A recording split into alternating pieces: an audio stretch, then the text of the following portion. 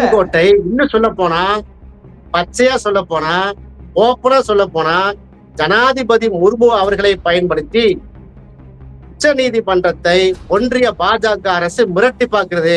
மிரட்டி பார்க்கல, மிரட்டுகிறது. மிரட்டிட்டாங்க.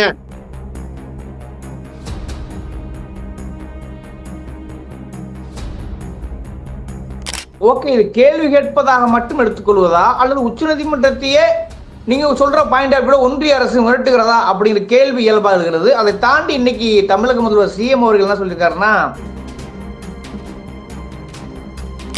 அப்ப இவ்வளவு தெளிவான தீர்ப்பு வந்த பிறகும் மாநில சுயாட்சியில நீங்க கை வைக்கிற மாதிரி வேலை செய்றீங்களா அப்படிங்கிற ஒரு கேள்வியை கேட்டிருக்காரு. நியாயமான கேள்வி.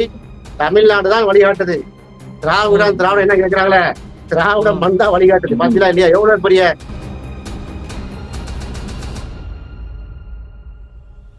இதே தீர்ப்பு தானே வரப்போகுது. உச்ச நீதிமன்றத்தின் தீர்ப்புல நீங்க ரிவிஷன் போட்டீங்கன்னா என்ன வரும்? எவ்வளவு பெரிய ஒரு கான்ஸ்டிடியூஷனல் பெஞ்சில விவாதிக்கப்பட வேண்டிய விஷயமாக இருக்கிறது. அப்ப இதையெல்லாம் கருத்தில் கொண்டுதான் திரு நில்சன் அவர்கள் இந்த கருத்தெல்லாம் சொல்றாரு.